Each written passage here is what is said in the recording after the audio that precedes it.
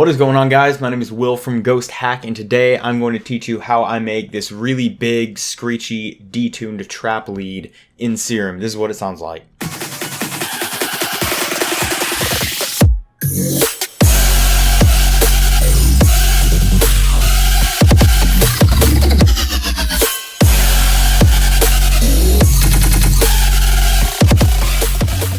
What you heard right there was actually a snippet from the demo track of Ghost Hack's latest released pack, which is a pack for trap music. The link to purchase this pack is in the description below. In the pack, we have a large variety of categories, including 808s, we have bass loops, we have bass one-shots, which there are a good many of those. There's also a few brass sounds, some claps, drum fills, drum loops. You have lead loops and lead one-shots, which are very interesting.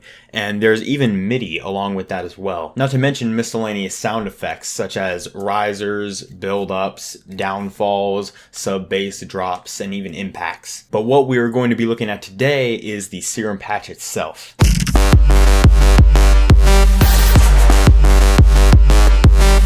Alright, so the idea behind this style of sound is you take saw waves, you detune them a lot, and I mean a lot, I'm going to get to that, and you use a reverb filter along with basic effects to get a really screechy detuned sound. Now what I did here was, for oscillator A, I left it on a generic saw wave, I turned the unison all the way up to 16, doesn't have to be 16, however the extra voices just sounds better to me. And I turned the detune up to 70% or 0.7. You may be thinking, wow, this is going to sound like an absolute mess. And you're right, this is what it sounds like. But kind of the key behind this sound is that you want it to sound really messy and just really gritty. So far we are on the right track. Just make sure it's up 2 octaves so you get higher frequency and you are done with oscillator A. Flipping on oscillator B, we're actually going to do exactly the same thing, except we're going to bring the detune down to 60 or 0.6, and we're only going to put it up 1 octave. So it's just a lower layer. And those blend together beautifully. Next up, I like to throw on a sub. Now, we're not going to use this for actual sub bass. What's going to happen is we're just going to use this as another oscillator, as like a higher frequency oscillator. What I did was I threw it up 1 octave to match oscillator B, and I put it on this pulse width modulated square wave right here. Now, I did turn the level all the way down. However, I added this macro here, which is clean layer, and I set that all the way up. So if you wanted like a solid steady pitch as like to layer to the screechiness and detunedness of the other saws, you can most definitely do that. Obviously this is it without it, but when you turn it up, let's say 50%, you get a perfect pitch in the middle there with all the messiness, which can act as a really good backup and, you know, bass to solidify the sound in the mix. You can hear what it's like all the way up. That has a lot cleaner of a pitch. For right now, I'll just leave that at 25%, why not? Next up, I really like to do this with these trappy leads, is I add in the noise oscillator Horns of Fear, which is found in the SOR tab right here. And now if you hear this just by itself, it's this really dissonant, kind of detuned, really wonky ambient sound. There's no real science to why I like to add that into my lead layers. However, I always do it. I guess it just adds a more organic feel. I just brought the pitch up to 67, but I also threw a macro on it, and I bumped the macro up 2. Now all this is doing here is just making sure the fine tune is exactly right. I just brought the macro up 50%. Because I wanted it somewhere right in there. It was just a little bit off. So, you know, I wouldn't touch this macro at all. That's just making sure the pitch is fine. And with everything else, it's just a subtle layer. Now it's time to mess it up even more with a reverb filter. If you go down into your MISC tab and select reverb, you will get this really messed up filter.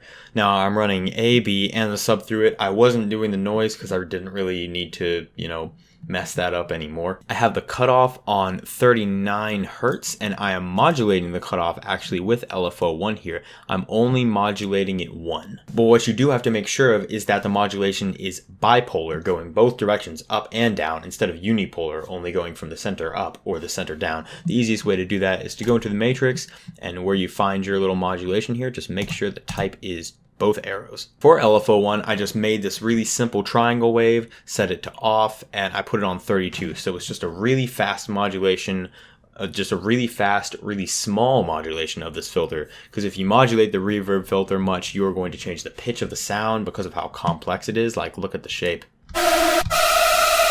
It's so messed up that it completely just destroys your phases and it changes the pitch of the sound. So don't move it around too much, just a little bit. And what I did here was I added macro 4 as an aux source. And basically what this is going to do is going to control the dry wet of this modulation. If the mod depth down here, which I called it mod depth, was all the way down, then you'd have no modulation of the reverb filter. But if I put it all the way up, you'd have the full little modulation, the little bit of this modulation here. Yeah, you can hear how just a little bit makes a big difference. I'm just going to set it to 40% there and we can leave it at that. The resonance I brought up to 32% and the drive I brought up to around 50%. I brought the mix all the way down, however I am bringing it all the way up with the modulation knob right here. I just brought the mix from 0 all the way to 100% in case someone did not really like the way the reverb filter sounds. You can just have the normal one as well.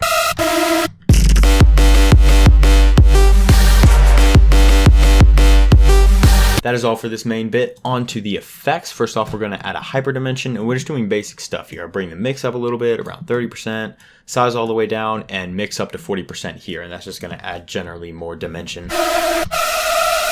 What I'm doing with the flanger is I've actually touched none of the settings here. All I did was bring up the mix to about, 60, 70%. And all this is going to do is just add a little more movement. It's subtle. You don't hear it, but I always do it just to make it a little bit different each time you play a note.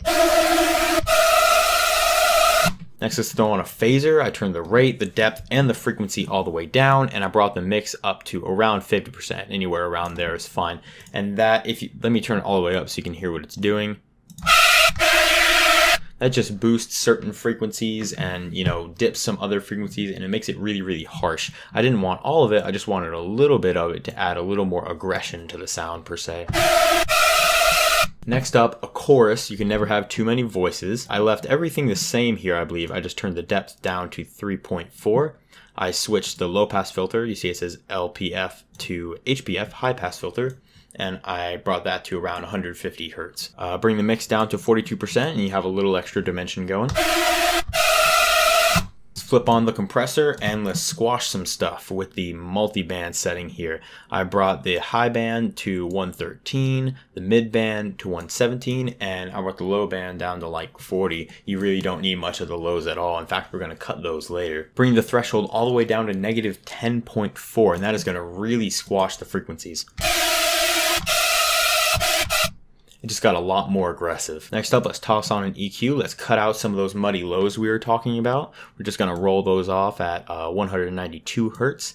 And the Q factor is at around 46%. It doesn't matter too much. We're just getting rid of the low junk that doesn't need to be there. And then for the high frequencies, I just have it on a shelf. I just bumped the gain up to 2.7 and put the frequency really high at around 7,000 just to get that crisp top end, really pumping in the high end. Last thing we're really going to do to mess up the sound is add a little bit of distortion, and that's just going to be soft clip distortion. I turned the drive up to around 40% and the mix is not all the way up, it's at 32%, so just a little bit of disto here. Just adds a little more crunch. For the delay, I'm doing a fairly simple delay here. I have the feedback at 40%, which may be default. I have BPM turned on and I make sure link is turned off because I want the left to be at 1/8 and right to be at 1/16. And when you throw that on ping pong, you get this kind of delay, which is exactly what I wanted. I made sure the filter didn't have much of the highs and rolled off the lows as well, so the delay had just, a little bit harmonic difference than the actual sound itself. And I brought the mix down to 30%. Lastly, for this patch, we have the reverb. I have it on a plate reverb, which I'm quite fond of. I know it says spin depth, but actually this is the width. Sometimes Serum glitches out and it tends to show the hall reverb settings on the plate reverb. This is actually width, so if it says something different, don't freak out, just copy what the knobs are doing. I brought the width all the way up. I have the high cut here at 11 and I have the low cut at 18, just cutting the very, very low and the very high frequencies. The decay, which is actually not decay, is actually a pre-delay for the plate, just keep that in mind. I brought that all the way down. I didn't want any kind of pre-delay. And for the size, I have it on 36. And when you bring the mix down to 33, you get a very generic but very nice sounding reverb. I do want to point out that when you're using this in a hard trap track, a lot of reverb and delay is key, because when you lift up the note, you want there to be a little space in between, but you don't want it to be silent. You want the reverb to really fill the gaps. That's what will give this sound so much power. And there you have it. That is how I make my hard trap leads. Thank you all so much for watching. If you liked this video or if it was helpful, be sure to drop a like. It really does help us out, and subscribe for more tutorials and sounds in the future. Do not forget to check out our trap pack. Link to the website is in the description below, and I will see you guys in the next video. Happy producing!